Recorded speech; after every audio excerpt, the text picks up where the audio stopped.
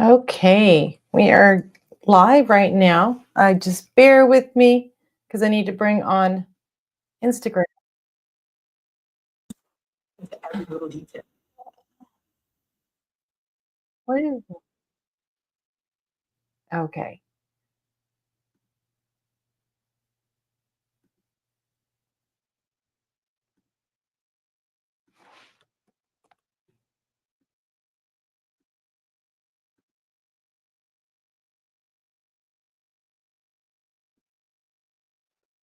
Instagram's always the fun one.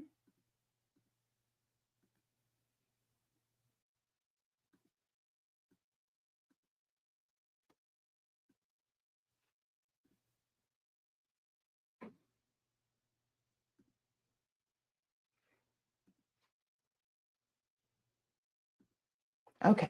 Now we've got that coming in here as well.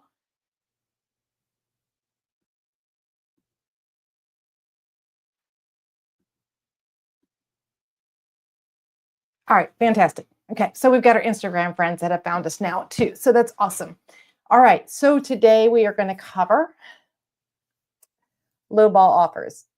And I know that this is a hot topic for many buyers because buyers do not feel that their offer is low. They feel that the seller is not in line with reality and that their house is listed way too high, especially when the house has been sitting on the market. So, we are going to discuss two different kinds of lowball offers. And the first one that I want to discuss for me is just it is a huge pet peeve as a real estate agent. And so I'm going to go over that one first. I think that there is a group of people, I mean, we all have to survive. And this group of people sells courses to us regular people. And they say, basically, in a nutshell, why, how, how to get rich quick, how to get rich quick with literally no money. And that is how they make their money is by selling these programs for thousands, if not tens of thousands of dollars of how this buyer, you, are going to be able to buy all these properties for next to nothing. And there are all kinds of courses out there. There are courses that are distressed properties. They could be foreclosures. They could be people that are behind on their mortgage payment, divorce, probate situation. I mean, tax lien. And so they show you how to find these properties and how to make an offer on them with no money down almost and get rich quick, right? That's how they make their money. And I think a blind squirrel can find a nut. But I don't think that you're gonna survive on that. I think a lot of people fail in that kind of situation because nothing is too everything that's too good to be true is too good to be true. So what I see happen or I am seeing happen right now is a house gets listed on the market. Within a few days, an offer will come in for, I don't know, let's say half of the price. This offer comes in, well, we call it sight unseen. They've never even seen the property. And so they've made an offer on a property they haven't seen, trying to justify its condition. But how would you know the condition? You haven't actually been in the property at all. You can say, oh, you know what, I've looked at the photos, but really, did you? So they haven't seen it. They have a request for half of it, half off, or probably even more on some of the cases. They would also like seller concessions to help towards closing cost. And then they also would like to have very little money down and they would like to have owner financing. That's the lowball offer I'm talking about right there. Now we're going to get into the other ones, but that's the first lowball offer that I will tell you no, no, don't make it. And if I have the seller, my response is I've had this conversation with the seller. For my sellers, I tell them no sight unseen offers. If a buyer is not going to take the time to come and look at the house, then they don't need to make an offer.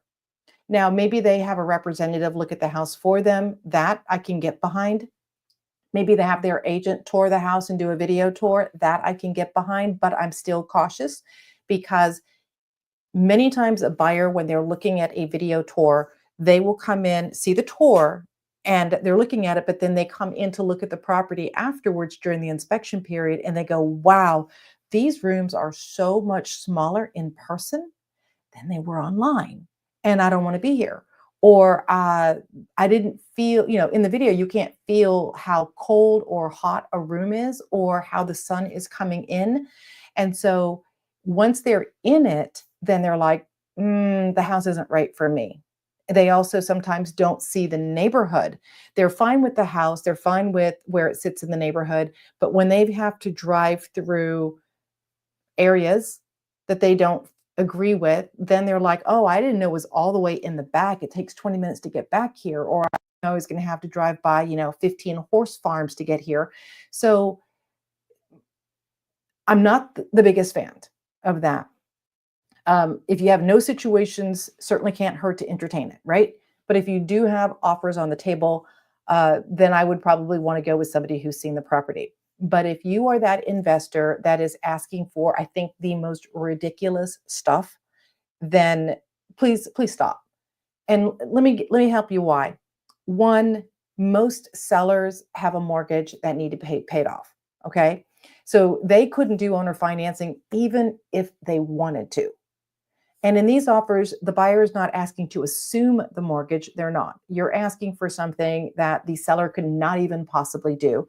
But it also tells me that you or your agent are too lazy to look to see if there's a mortgage on that property before you even ask the question. And most people, I would say, unless they're super wealthy, most people, 95, 99%, have a mortgage on their property.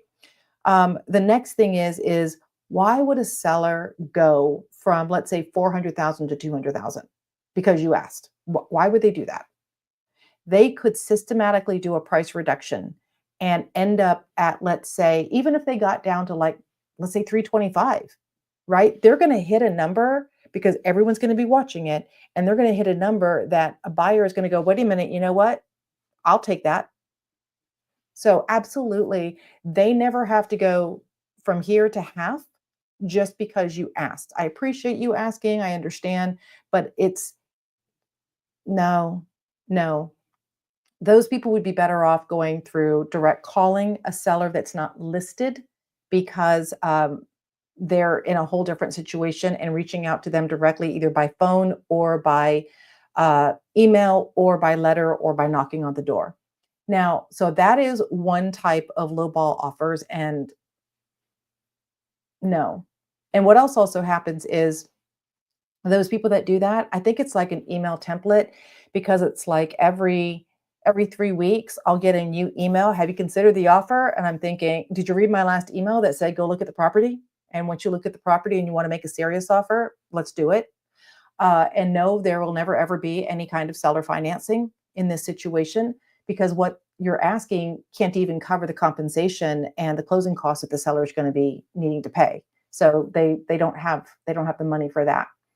But that was my thing of, like, those were my real examples of what I get. And what I also get, like, blind text as well, that's like, "Hey, are you interested in selling your house for half?" And I'm like, "Are you the agent or are you the buyer? Do you have a name?" Like, "Hey, how about hello?" If you know me, then you know I've got kind of a little snarky personality. I feel like, can we have a little bit of foreplay before we have sex? I mean, like, let's get to know each other before you decide to do that. So obviously, it's a pet peeve of mine. Obviously, I'm on my soapbox. It's happening way too often. If you've got an agent that's doing that for you, try a different tactic on there. The other lowball offers are the ones that the next thing is, "Hi, are you the listing agent? And could you send me great off-market deals?" Which is code for, I want you to do a lot of work, and after you do the work, I'm going to offer half or less than half. The seller's probably going to say no and be angry with you, and then I'm never going to speak to you again. Commit to an agent, commit to a good agent, let them do the work for you. I know you're saying to me, I'm a serious buyer, because like all of you who are doing this are bad, but I'm a serious buyer. I'm a serious buyer too, but you know what? I can back it up with money. I don't need owner financing, and I'm willing to pay a fair deal. Okay, I'm looking for a great deal. I'm looking for an amazingly great deal, but I'm willing to pay a fair deal. So, but I know many investors are like, "Oh no, but I'm investing because I want the best deal." That's not how you're going to find it. And I think you probably get lucky that sometimes you get a hold of a real estate agent that's brand new and they're so excited to have an offer on a property that's maybe been sitting there for a year. But most sellers don't need to go there. So, okay, now that I'm off my soapbox, thanks for sticking with me for that. Let's talk about how you might, as a buyer, I'm talking to my serious buyers now, okay? My serious buyers. How might you, as a serious buyer, accidentally insult the seller?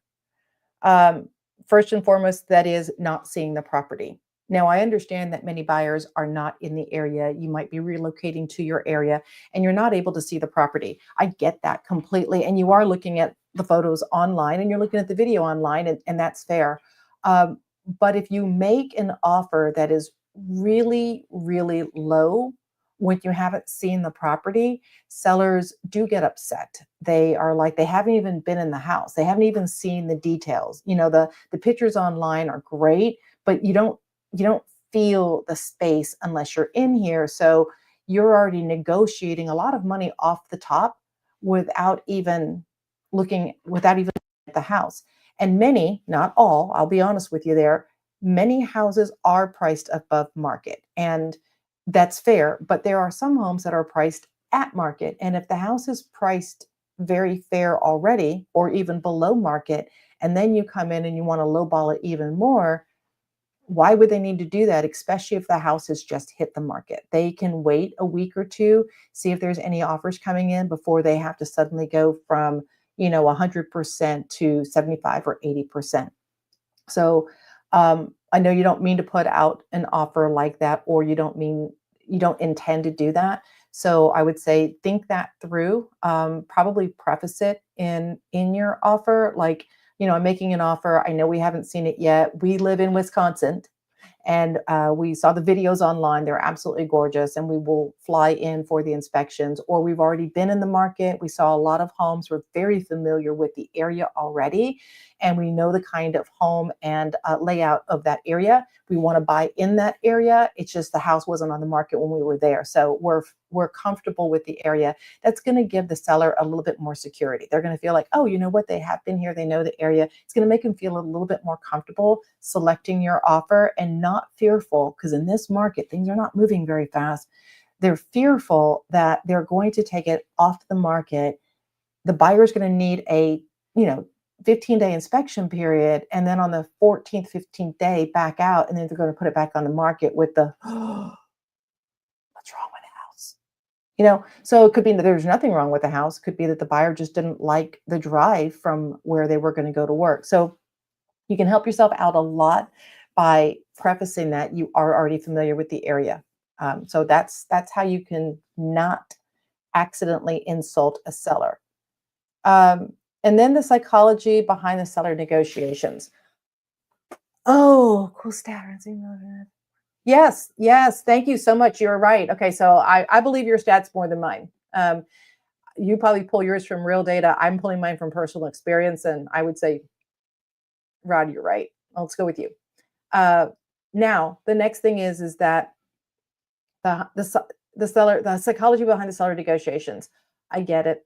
I get it. You're looking at the houses, you're seeing them sitting on the market, you're seeing that there's 20, 30, 50 homes for sale in the market, and you see a house that's coming on at the same number or possibly even higher, and you're thinking to yourself, what are they doing?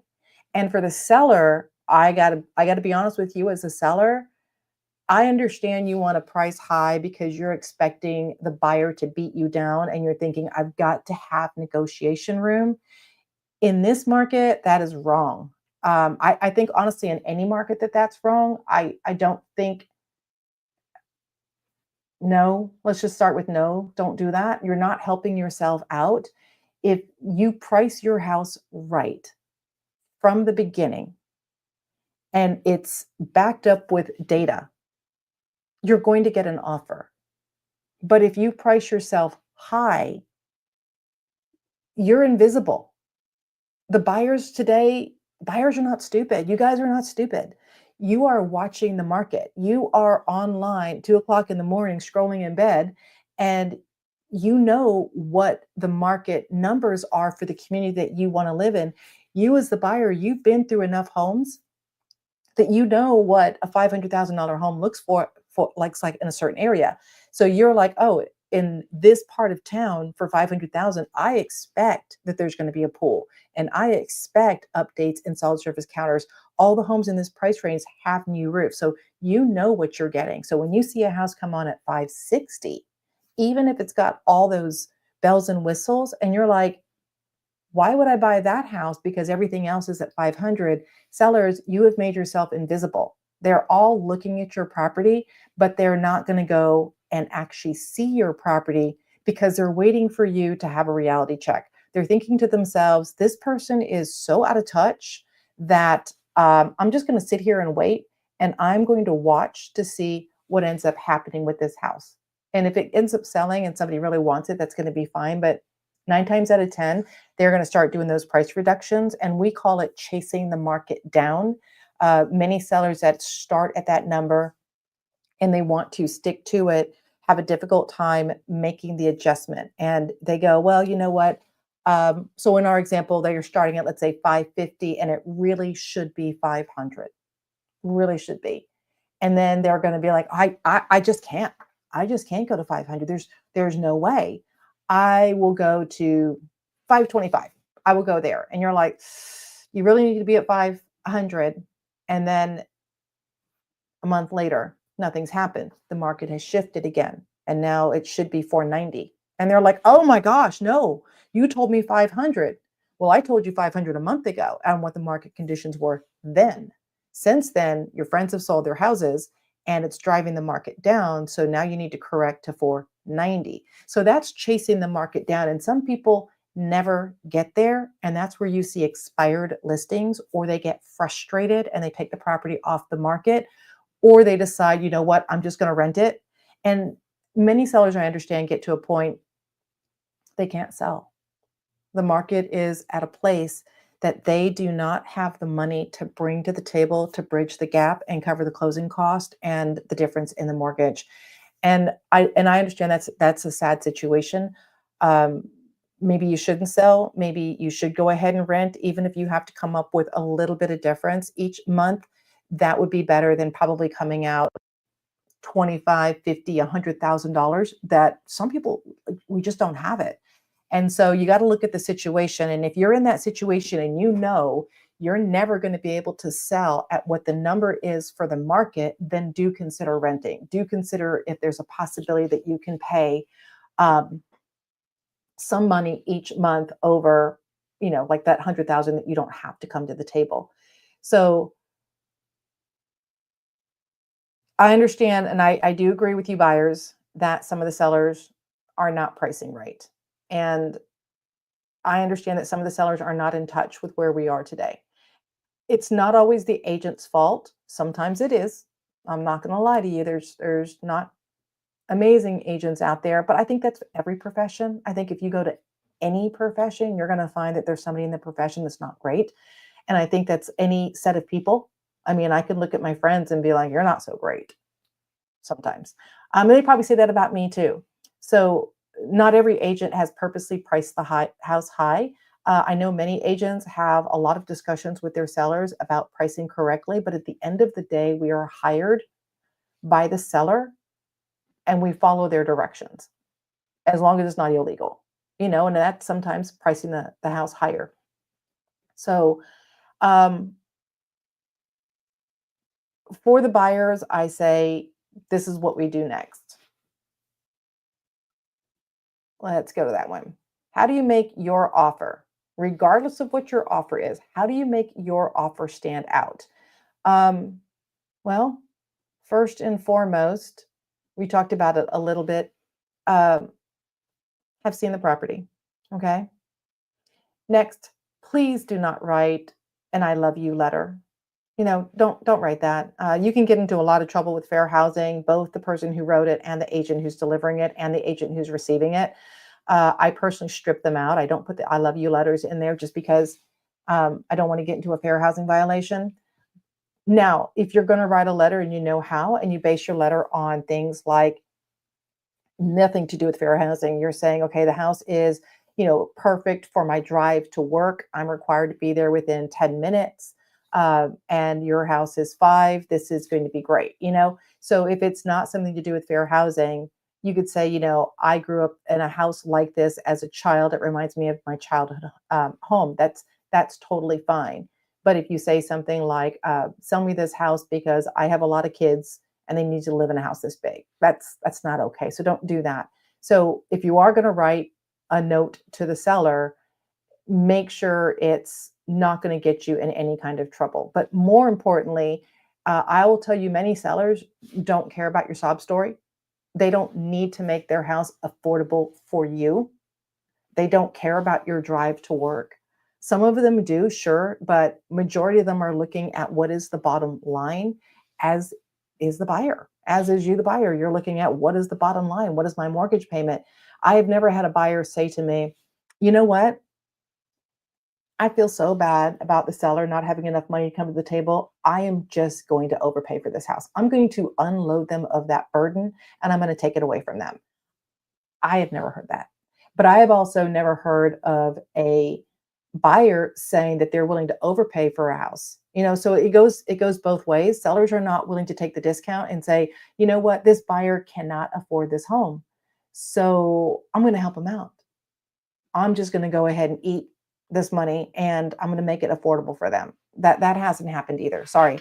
So what makes your offer strong? If you can see the property, see the property. The next thing is, if you absolutely have to insist on writing a letter, write a letter that's not going to get you in trouble. I don't think it's going to go very far, but if it makes you happy, write that letter. Next, I know you do not want to hear this, get your pre-approval letter or proof of funds. First of all, I'm amazed that an agent is even showing you property without it, but that's a whole different video. Sellers want to know that you took the time to get your pre-approval letter, that you know that you can buy and that you're not just hoping that you can. A good agent usually will require that there is a letter. We just had an offer with 5 offers on the property, and the ones without the pre-approval letter, the seller didn't even want to look at them. Didn't matter what they offered. The seller was not comfortable with the buyer because they didn't think that the buyer cared enough to go get the pre-approval letter. And then if you also have proof of funds, if you're somebody who's like, oh no, but I'm going to pay cash. I get it, but the seller doesn't know you. They absolutely do not know who you are, nor do they care. If you got the cash, get a letter from your bank or your investment manager, who is ever holding that money for you, and they can write a letter that states that you have enough funds. I mean, I do see those, and I got to tell you, the funniest ones, the ones where they are obscenely well off, is letters like they have more than enough funds to do whatever they want. When you see that kind of letter, you're like, oh, dang, this person's got some serious money in here. So make sure you've either got your lender approval letter or you've got your proof of funds from wherever you're holding your money, so that the seller, because they're scared, guys, they're scared. The houses are not moving and they don't want to risk taking the property off the market and having everybody ask questions about it if you are not serious enough to go get your letter. And if you are trying to get your letter and you're not getting your letter, that scares them even more, because they're wondering, all right, are they not serious enough to get the lender the documents that they need to get so that they can get this letter? Or worse, did they get all the documents to the lender, but the lender is not feeling that they're qualified enough and they're needing to do more and more and more to meet the minimum qualification? So it sends that message that they may not be a strong buyer. So if you want to be taken seriously, have your letter ready to go and submit it with the offer. The next thing is that a good offer, the agent, your buyer's agent, is going to talk to the listing agent and they're going to ask questions like this. Hey, what is the ideal time that the sellers would like to move? Now, I understand it's a two-way street because you as a buyer, you have your own deadlines, but if you're at least taking into account what the seller is going through, it just shows that you're willing to work together. It's not just about you. You guys are going to work together to what works for the both of you. So if you ask questions like, what is the seller's ideal timeline? And then you can have a discussion. If they say, you know what, I've got kids in school, I can't move out until this date, you could have a negotiation. I don't know how that's going to work out for you, but at least it's open to conversation in there. And so asking questions about what the seller would like really, really goes a very long way. Also, um, any kind of things like don't get in a fight over the washer and dryer, or the pool equipment or those like little nitpicky things. Those aren't the things to fight about. So when you're asking for terms and conditions and concessions in there, then it shows that you want to work together. And that's really, really good. Um, Other things that make your offer strong is there are a lot of contingencies in there that have to be cleared. So after a short inspection period, because remember the sellers are scared. They don't want to take their property off the market for a very long period of time. And so if you ask for a short inspection period and don't go so short that you end up putting yourself in a bad position because you cannot get the inspection or you are over promising. You're saying, okay, you know what? I've got to beat out these 10 other offers. So I'm going to ask for a 3-day inspection period just so that I get picked. But then there is no way in the world that you can get your inspection done in 3 days. And now you got to come back and you got to say, I can't even book an inspector in 3 days. I'm going to need 10. So the seller doesn't have to agree to give you those extra 10 days. And you could find yourself in a really bad situation, and that's not going to be good for you. But it also, if you overpromise like that, and the listing agent knows there's not a way in the world you're going to get an inspector because the market may just be so hot, that also sends a bad message too. So, ask for like a short inspection period. Ask for if your lender can do it, if they can have a quicker closing, if the seller wants it. Okay. Little things like, do they want to keep the washer and dryer? Do they want to keep the extra fridges over there? Like whatever you can throw in there to help make it easier. So that also goes with that is how you stand out. Your agent, all right, buyers, you may not want to hear this. Your agent matters. They do.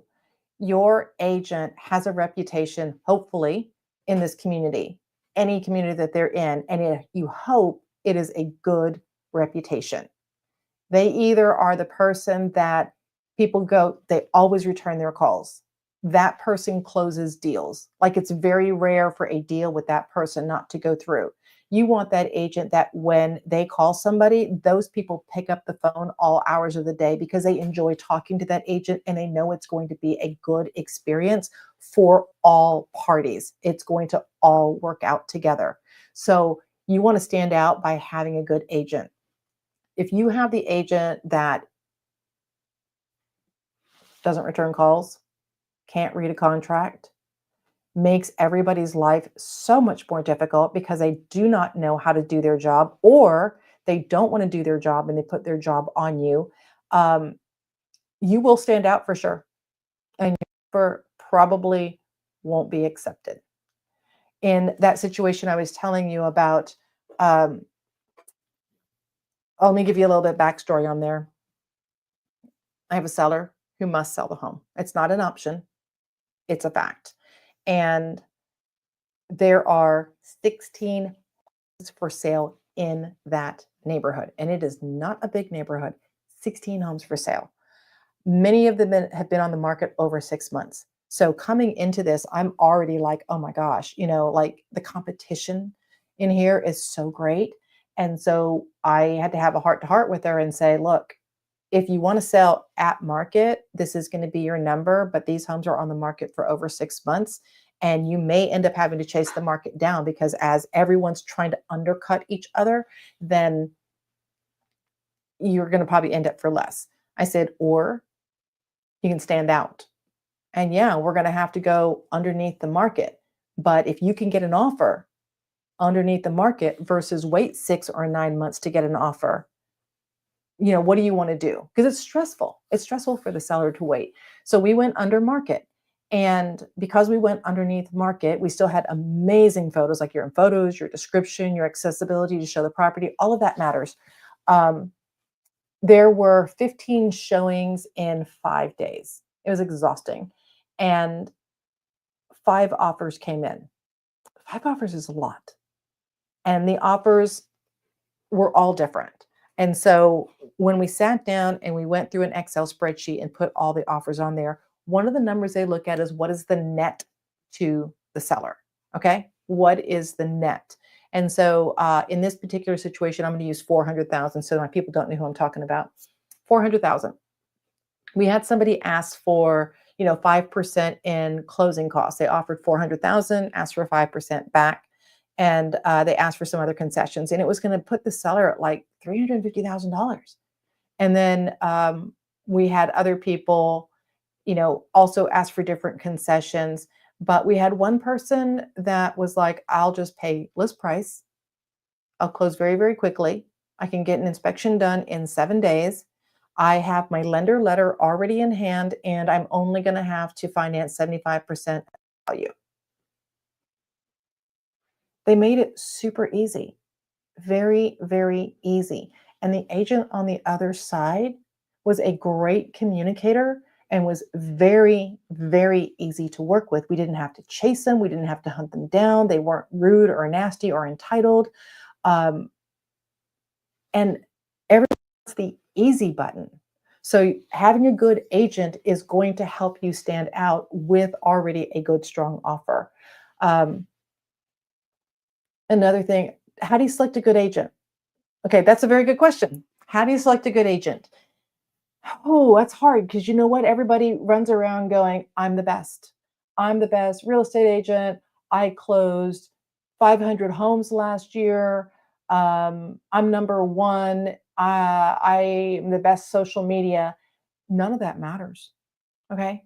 None of that matters. Oh my gosh, when you go on Facebook and you ask your Facebook friends in the group and you're like, I need a real estate agent, like that poor person's got 700 people, you might as well close your account coming at you.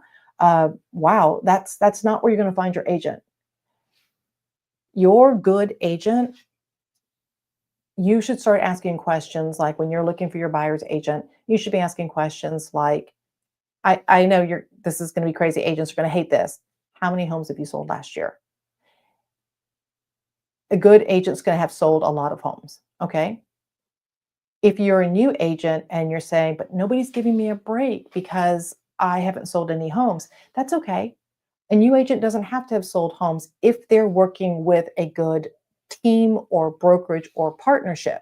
I was a new agent. I hadn't sold anything and I knew enough not to work alone. I mean, I wanted to get paid and I wanted my people to have a good experience. And that was not me working by myself, not knowing a single thing about what it was I was doing. So instead, I went to a great agent in my office that was very successful, that I admired and had good skills and technique that I wanted to learn from. And I said, hey, I am doing this.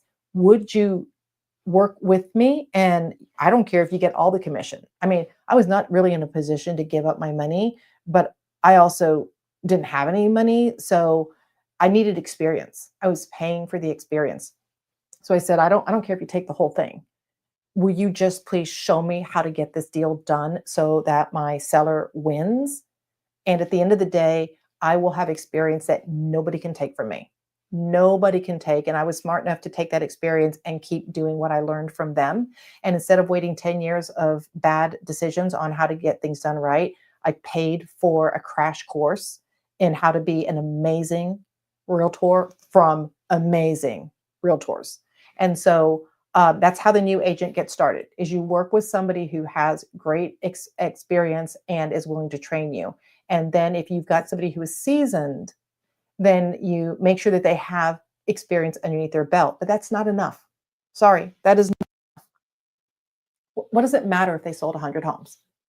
If they sold 100 homes and they were all condos at $1 million on the water, and you have a single family house in Gainesville for $350,000, their expertise does not line up with what you need.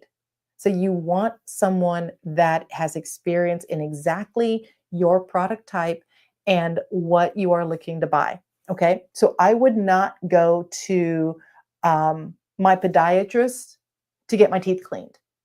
And so I'm not going to look for a waterfront luxury agent when I need single family home in Gainesville in a very competitive market at 350. That's what I need. So make sure they've got experience in exactly the kind of product you're looking for, because if they do, then they know a lot about the people that are already working in that market. They know the right agents. They probably have great relationships with them, and they could say something like, "Hey, if you've got any listings coming on, I've got a buyer that's looking for this, this, and this. Will you let me know when you've got something coming your way so that they can notify you and say, hey, listen, there's a listing coming up this Saturday. They're going to put it on the market. Just hold your Saturday open for me so that as soon as it hits, we can go out there and see it and be one of the first people to see it." So that is what a good agent is going to do for you. A good agent is not going to bring in their drama and stress and dump it on you so that whenever you call them, they start with the phone like, "Oh my gosh, I'm having such a crazy, terrible day today." Like, you don't need to hear that. You don't, what does their day matter to you? We need to worry about what your day is. How is your day going? Like, what can we do to make your day better? That's what we need. So a good agent is not going to dump their family life and drama and personal issues on you. They're going to find out, what do you need and how do we make that better for you? When you're looking for that agent, make sure their hours are what works for you. I go to bed at 8 o'clock at night. I know that's early, but I also get up early. So if a buyer comes to me and they say, "Tammy, I got to have somebody talk to me at 11 o'clock at night," I got to be straight up and be like, "Dad, I'm not your person. I mean, I'm not. Sorry, I'd love to work with you, but I'm never going to be there at 11 o'clock. So you're just going to be upset with me. But hey, if you want to meet at 5 a.m., I got you all day long with a cup of coffee." And they'll be like, "No." So make sure that they can meet you where you were at, because that's what you deserve. So um, they, you know what, you can go on realtor.com, you can go on Zillow, and it will have a history of where the agents have sold their homes and what price ranges that they've worked in. So you can actually vet them. And if they're really, really good, they can actually pull their stats off the multiple listing service and they can share their numbers with you and show you, here's what I've done. I'm not just going to tell you I'm number one. I'm going to actually show you the numbers of, here's the facts of what I can do.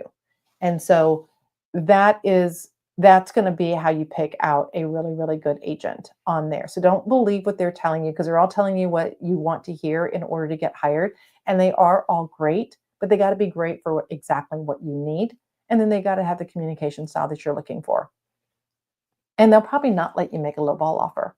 Now, somebody had written today in one of my YouTube videos, and they had said, and this is so true.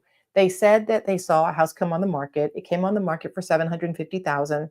It just took a price cut to $700,000. They felt it was still high, and that they were going to wait until the house took another price cut, and then they were going to come in at $650,000. Now, I hear that that's what you want to do, but I will caution you, please don't do that. My question to them was, how do you know it's high? Maybe it is. I'm not saying it wasn't. I don't know anything about the house. But my question is how do you know it's high? I was asking that because I wanted them to be reflective. I wanted them to look at the situation and justify the price. Because if they could say, this house, this house, this house that had these things sold for less money than this house that's older and doesn't have the stuff, that right there is the data that you need. So my suggestion is if you can support why you think the house is overpriced, don't wait for them to go to 650, because everyone else is watching too. And when it gets to 650 or whatever the lower number is, you might find yourself in the bidding war with the other people who are also watching that house. So instead, make an offer that you think is the number that you want to be at, that you think is fair, and have the documentation to show it and say, you know what? I love your house. I'd love to live in your house.